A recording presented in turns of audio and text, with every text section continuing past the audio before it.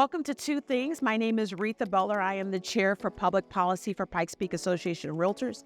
I am here with Mark Hubert. That's me. I'm a director at our seat board here at PPAR.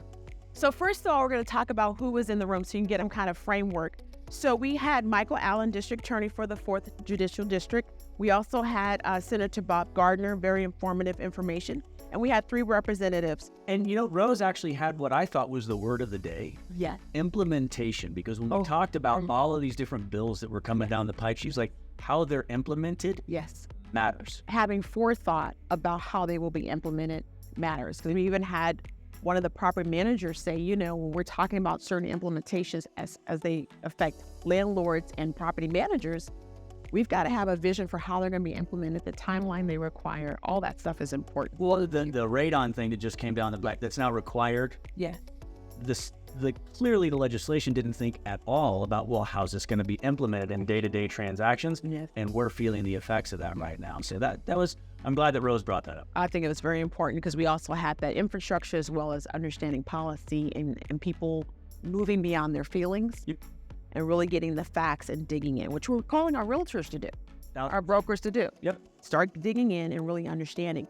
So with regard to who was in the room, we also had bills and legislation that came up.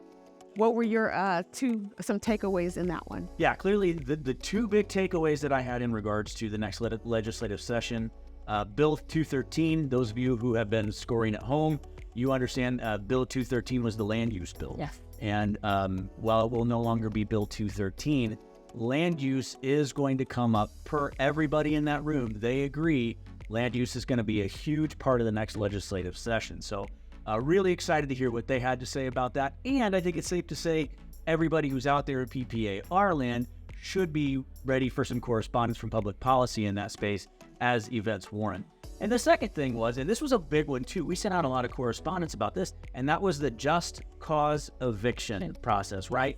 We got a lot of correspondence about that because of how it impacts specifically our property managers and homeowners who choose to lease their property. Okay. Simply because that just cause made it very, very difficult for some homeowners to lease their properties. And so they've already, again, those people in the room flat out said, this is going to be part of the next legislative session, so be ready for it. So, Mark, you made a good point because one of the things I hear you stressing is we are communicating to our people, the brokers here in Colorado, through the association. We are communicating to them about this legislation. So you've stressed that a couple points. What do you think people need to be looking for? What should they be doing right now or starting to get themselves queued up for the next session? Yeah, I think it's super important for folks to understand.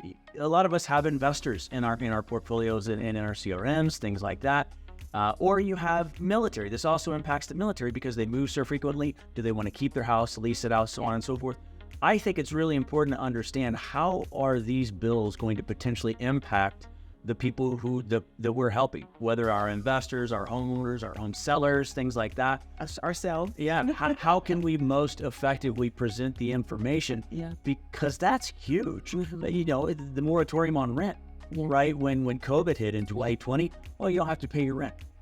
Oh, man. Yeah. Like that impacts homeowners and people who are looking to lease their homes. So, well, where should people begin their information then? Obviously, start with PPAR because that's why we have these humans in the room. We're trying to figure out how this is going to impact our industry, not just ourselves, but our industry as a whole, so we can most effectively guide our constituents or our customers. I love it. And so with regard to, we heard a lot of things with regard to, like you said, land use. We also heard from the district attorney about Colorado Springs overall criminal issues and things like that. But what did you take away from that part? Yeah, so a couple of huge things that Michael brought today. Number one, the 4th Judicial District will be the largest judicial district in the state within the next few years as they redistrict, I believe, Arapahoe, right? So the 4th Judicial District is going to be the largest one. So Michael's in charge of a pretty good sized area. Yeah. But what I took away, the big thing that I took away from him was he showed a slide. And that was how Colorado Springs population growth is outpacing the state. Yeah. Now, 1% may not sound like a lot, but over the course of the last 5 years, when you think we've added 43,000 people just to Colorado Springs, not the surrounding area, just Colorado Springs, that's substantial because you know as well as I do, Reatha, like 5 years ago, we were looking at a housing shortage to begin with. Yeah. We've added 43,000 people, and we certainly have not added that amount of homes, right? So it's very much out. So we're outpacing the state by 1%. Okay. The state growth was 4%. We're at 5%. That's a big, that's a big deal. I totally agree. Well, thank you, Mark, for joining us. I appreciate having you here. And you are welcome, people, on September 11th, 8:30 a.m. downstairs on the main floor of the association building. This is where we get to talk about and really dig in to help you expand your knowledge and be a greater resource for your client base. Have a great day.